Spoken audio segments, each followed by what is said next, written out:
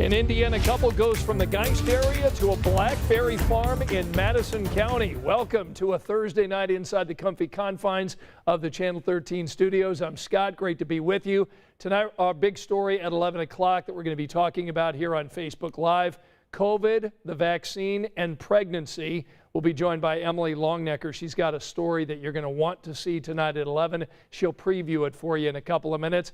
And we're also going to talk about this weather that's going to be rolling in for the big holiday weekend. Hope you've got plans to get outside. Angela's got some good news coming up. Let us know where you're watching Facebook Live tonight. We'll give you a shout out over the next 10 to 15 minutes, but it is great to be with you on this Thursday night. So let's begin our evening together by talking about the weather. And Angela's here, and maybe if we're lucky, she's going to get out her phone and take some photos of our shoes tonight.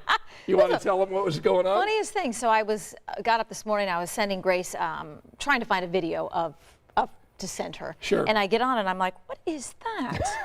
And there is my foot and your foot. Somehow when I came over here last night, right, somehow 4 pictures of our feet. I thought it was so you're the just funniest holding thing. your phone maybe and maybe just click, click, click, No, and you just got shots of our feet? Somebody that's smart with iPhones has to know there's got to be a way that you don't even click. I mean, you have to click 2 buttons to physically, well, no, but I don't know how, I don't know, because I didn't have the camera. And so you posted it on your Facebook page. Yeah, I thought it was funny. Yeah, I shared it too. It was funny. So today was kind of a picture-perfect day. Oh my gosh, the skies were so blue this morning. Love it. Clouds rolled in this afternoon. Right. And the clouds kind of a sign that we've got a little bit of a change that we have to watch for the upcoming weekend. The good news, go ahead and make those outdoor weekend plans. What we're watching is this weather system that's bringing some rain from Minnesota and the threat for severe weather across parts of Nebraska and Kansas. Nothing severe here, and this weather system will arrive in a weakening state as it gets closer to us as we head into the start of the holiday weekend. Friday forecast is a good one. Now, there will be more clouds around tomorrow, not quite as blue as what we had today. 58 at 8 a.m. We'll be in the 70s by noon and 75 to 80 for high temperatures tomorrow. Everyone, I'm probably sure curious about, okay, you're mentioning rain for the holiday weekend. Right. When is it going to get here? So this is Saturday morning at 8 o'clock, or this is actually tomorrow afternoon, 4 o'clock. Falling apart as it gets here. Do I think we could see a sprinkle for Friday night football? Yes. Anything like what we had last weekend when we had some delays to games because of rain and storms? No. This would be a passing shower, maybe a couple of sprinkles.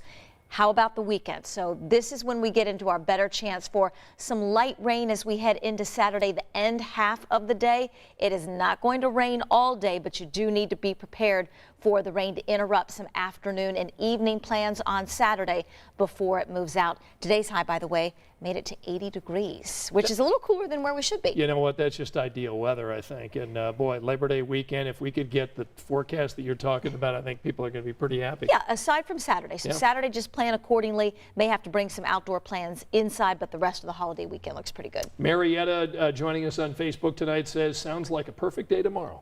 It is going to be a good day tomorrow. Yeah, so Marietta's liking what she's seeing. Teresa joining us tonight. Tom Spalding with us tonight. Oh, good to have Tom Spalding, big. Former Indianapolis Star photographer, reporter extraordinaire.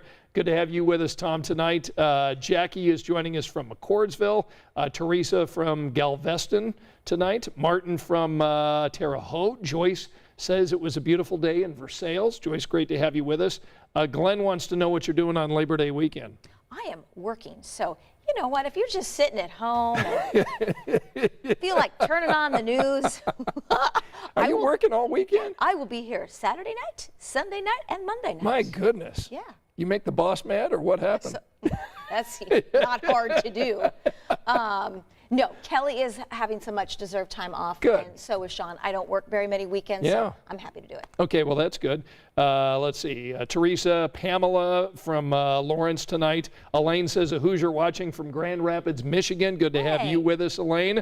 I mentioned Teresa. Ralph joining us from Alabama tonight. Nice. Roll Tide. Roll Tide. Football season has kicked off. That's right. I think Ohio State's on TV tonight, right? Yeah, they weren't doing so well. Yeah, they were down. We appreciate they were down you. at halftime.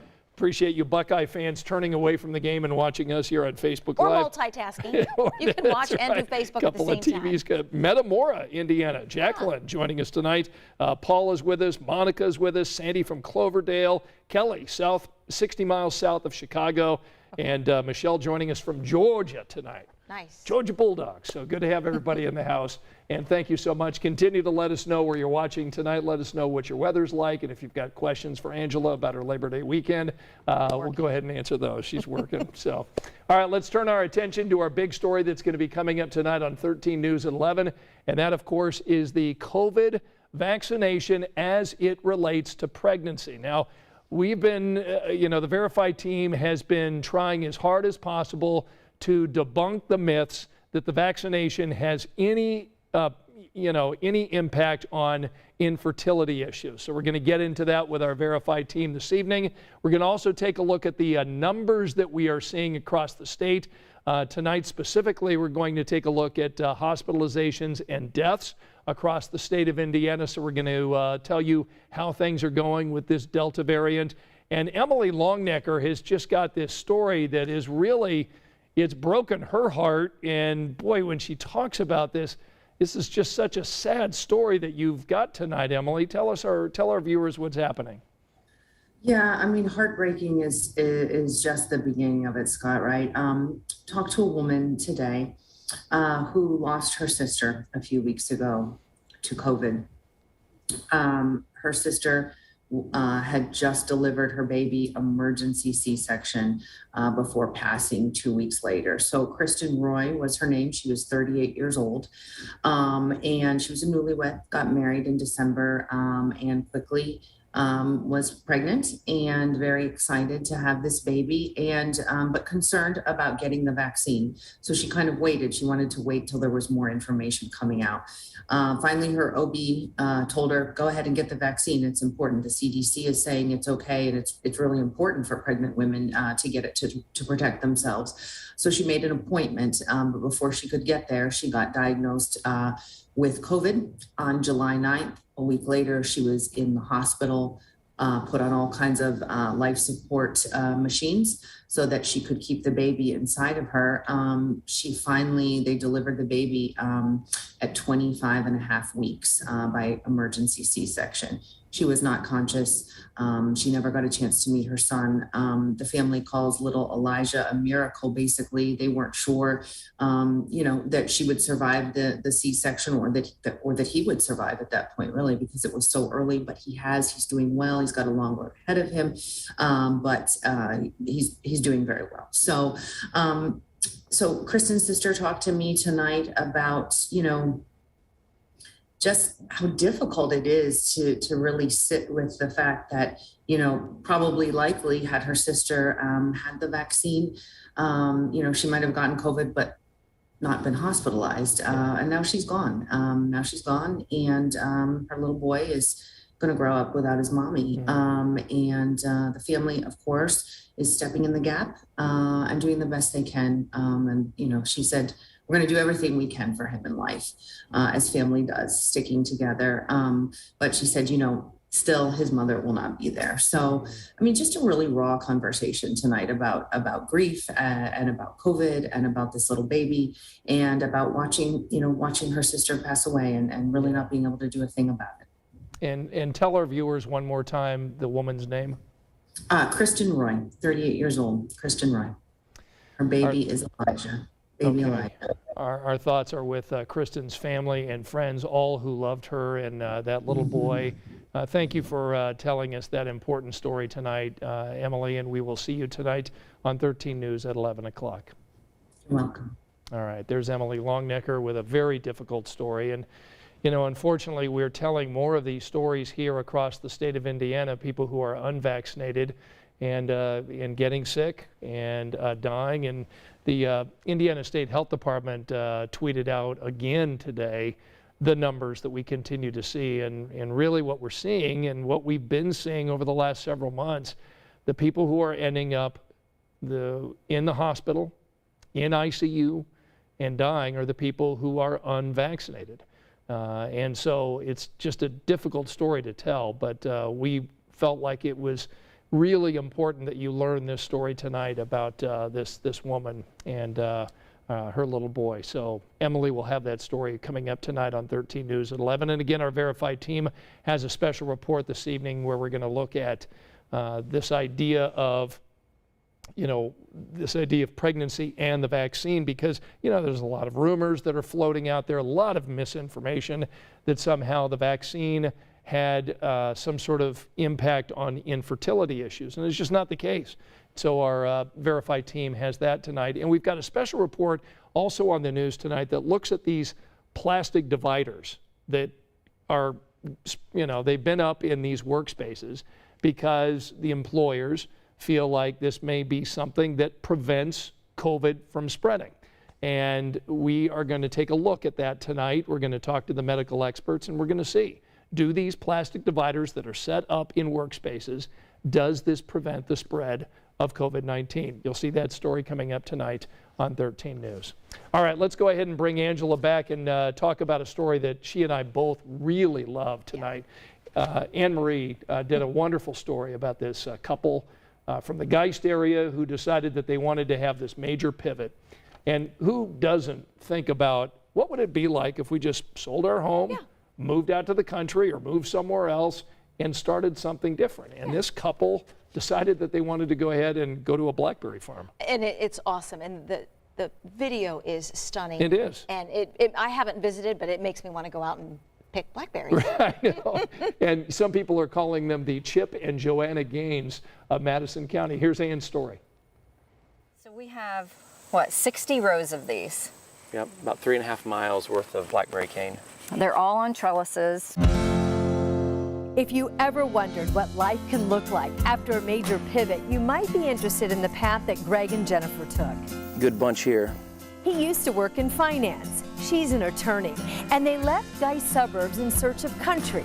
They found it here in Madison County and now have 40 acres, 4 kids, 1 dog, 4 cats, 20 plus chickens, 2 pigs. Unintentionally. Yeah. 2 bunnies, 3 horses, 11 goats, and 1 full-time guy, 2 crazy people, and 5 acres of blackberries. The blackberries came first. They planted thousands of berry shoots. And then 3 years in, they built this spectacular barn. We bootstrapped and, did it all kind of with a lot of sweat equity too, so. The berries flourished, generating 30 to 50,000 pounds a year, a new full-time job for Greg, and they took the next step. When we decided to sell the house and move out here, we basically just moved into the barn because we didn't want to pay rent somewhere.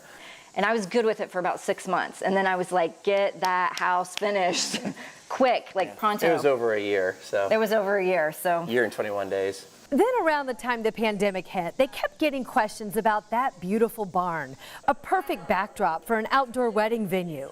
So they tested with a family friend and now have more than 30 events on the books this year. It's so much nicer now that we are sharing it with other people too that come for UPIC and that come now and, have events at this barn. So we're seeing thousands of people come through, every year now, and then which led to the weddings also. And so I think it's all just naturally evolved. I mean, at this point, the events have eclipsed the blackberries. Agriculture's a hard business, like so many things you can't control and predict, and so that's harder. But in terms of, what's the better business? I mean, honestly, maybe the events. And now they're expanding, transforming the Carnegie Library in Elwood into a second venue.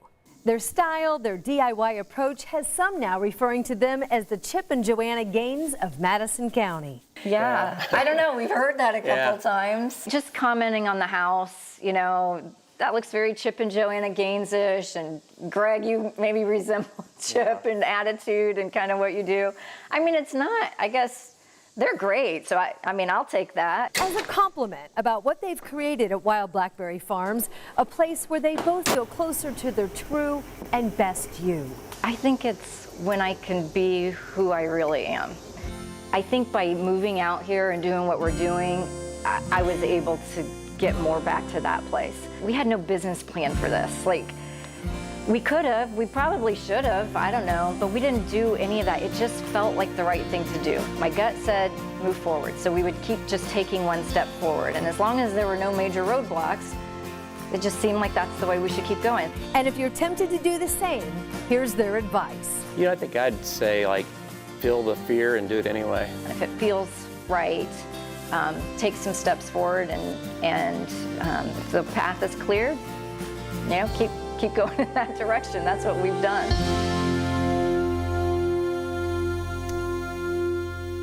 Beautiful story by our colleague Anne Marie Tiernan and the photographer Scott Allen.